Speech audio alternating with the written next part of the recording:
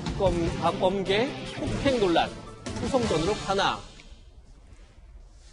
이런 주제 다룰 건데요. 박범계 법무부 장관 후보자가 사법고시 존치를 요구하는 민원인들을 폭행했다. 박범계 후보자는 아니다, 내가 맞을 뻔했다. 그게 논란이 뜨거워지고 있는 상황인데, 당시 민원인 고시생들의 폭행 사건 다음 날 고시생이 박범계 장관 후보자에게 보낸 문자가 공개됐습니다.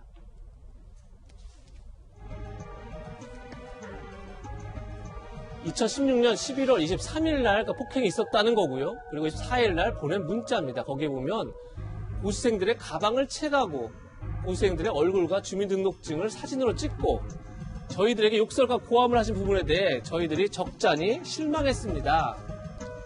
사과를 하시지 않으면 박 후보자에게 저희도 국민의 한 사람으로서 문제 제기를 할 수밖에 없습니다. 그런데 답장이 없자 또 문자를 보냈습니다.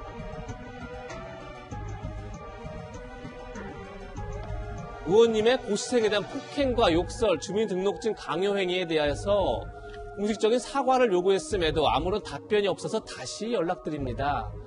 지금 피해 학생은 그 일로 인해 혹시나 감당할 수 없는 부당한 피해가 있지 않을까 하는 불안과 공포감에 고통을 느끼고 있습니다. 그러면서 현재 피해자가 엄살 내지 감정에 거짓이 없음은 의원님도 현장 분위기로 알 수 있지 않습니까? 당시의 CCTV를 보아도 그렇습니다. 내일이라도 부디 진정한 사과를 피해자, 당사자뿐만 아니라 현장에 있던 고시생들에게 하시길 요구합니다. 내일까지만 기다리겠습니다. 윤태곤 실장님. 지금 사실 이게 굉장히 양쪽의 주장이 첨예해서 어느 주장이 맞다, 지금 단정할 수는 없는데, 사고가 난 다음 날 고시생들은 저런 문자를 보냈습니다. 우리가 옷도 채가고, 옷도 잡아 흔들고, 가방도 채가고. 그렇다면 저걸 거짓말을 바로 다음날 한다는 것도 참 믿기 쉽지 않잖아요. 저 어떻게 이 사건을 봐야 되죠? 오른쪽 박범계 의원 쪽에서는 그 시비가 붙은 건 인정하는데 그쪽이 이제 강하게 했고 내가 오히려 이제 위협을 받았다 이러니까 양쪽 말의 팩트만 이렇게 교집합만 빼보면은 충돌이 있었다. 험한 분위기였다. 그건 맞는 것 같아요. 그리고 이제 고시 존치 이런 이야기 때문에 했던 거 아니겠습니까? 그리고 제가 아주 조심스럽습니다만은 또 공통적인 거 하나를 빼보면은 폭행이라고 하는 게 흔히 우리가 생각하는 막 주먹으로 이렇게 이렇게 강하게 때리고 발로 차고 그런 수준의 폭행은 아니었던 것 같긴 해요. 박범계 의원은 내가 당할 뻔했다라고 하고 여기는 이제 여러 명이 있었는데 가방을 이렇게 때리고 멱살 쪽으로 이제 잡으려고 하고 이랬다라는 거지 어떤 진단서 이렇게 온 거는 아니지 않습니까? 물론 그렇죠. 당사자는 그것조차도 큰 위협으로 느낄 수 있지만은 그러니까 저는 솔직히 말해서 대략 어떤 그림이었을지는 짐작이 가요. 서로 이제 위협도 느끼고 했을 것 같은데 이런 게 참 근데 이제 어쨌든 장관 후보자 입장이니까 좋지는 않고 이 건 딱 한 건이 아니라 박범계 후보자가 지금 좀 여러 건들이 이런 게 많이 나온다. 그런 점이 이제 곤혹스러울 것 같아요. 이거 딱 하나 때문에 된다 안 된다 그까지는 아닌 사건인 것 같고요. 예. 박범계 후보자는 그제에 이어서 어제도 또 한번 해명해야 했습니다. 그 목소리도 한번 들어보시죠.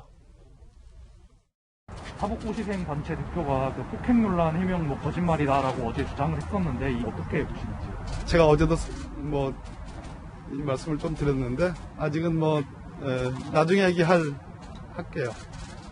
네, 그거는 그분들이 잘 알 겁니다.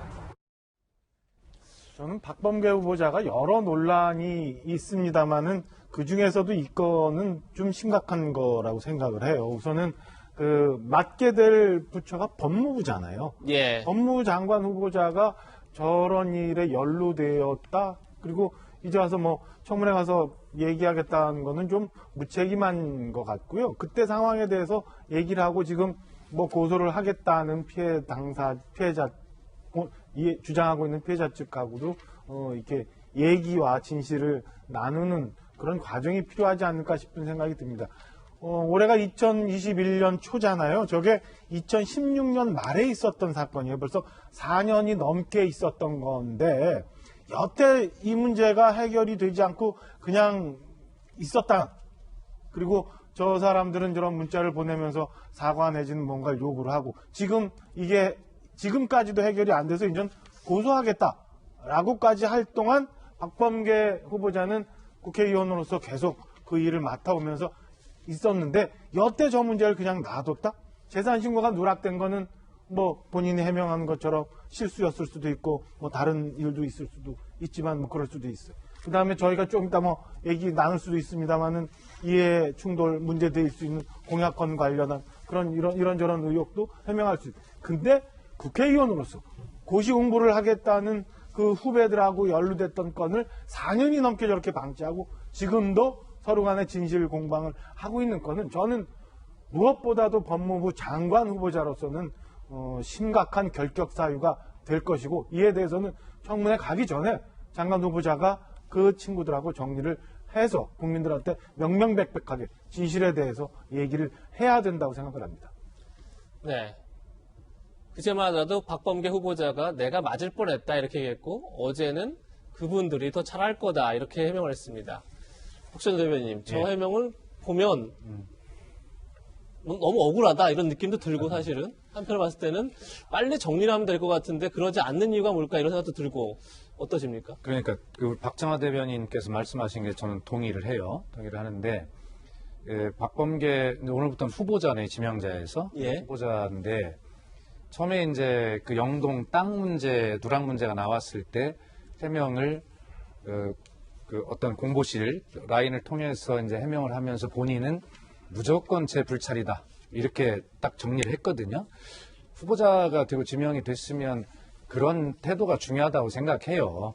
저런 문제가 불거졌으면 그것처럼 박범계 후보자가 어찌 됐건 뭐 제 불찰이고 사과합니다라고 이렇게 말씀을 딱 정리를 하셨으면 또 거기에 진심이 실려 있어야 되겠죠. 그리고 필요하다면 그 당사자들을 늦었지만 좀 만나서 정말 미안했다. 뭐 나도 물론 억울한 부분이 있지만 뭐 그렇게 또 사과를 하는 모습, 이런 모습이 오히려 이 문제를 빨리 정리하는 그런 어떤 방법이 아닐까 생각을 하는데 결과적으로 저 고시생 문제라고 하는 게 굉장히 오래된 문제고 개인의 입장으로 보면 굉장히 아픔들이 많은 절실한 문제잖아요. 박범계 의원 입장에서는 어떻게 자기 집을 알고 그 밤 늦은 시간에 내가 도착하는 집 앞에 여러 명이 찾아와서 그 정말 나도 위협을 느꼈다라고 그렇게 할 수는 있지만 그러나 그거보다는 그 많은 아픔을 가진 젊은이들의 그 절박함에 대해서 귀를 기울일 줄 아는 그리고 그런 귀를 기울일 줄 모르고 그냥 그렇게 자기가 느낀 위협에 대해서 그렇게 응대한 그것이 정당하다라고 해명하는 것보다는 지금은 장관 후보자이기 때문에 돌이켜보면 내가 부족했다. 깔끔하게 사과하고 그렇게 하는 것이 저는 뭐 제일 빠른 해결책이다 생각하고 그 사과에는 진심이 담겨 있어야 한다고 생각합니다.